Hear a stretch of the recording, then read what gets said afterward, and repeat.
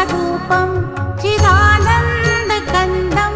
जगत्सम्भवस्थानसंहारहेतुं स्वभक्तेच्छया मानुषं दर्शयन्तं नमामीश्वरं सद्गुरुं साईनाथं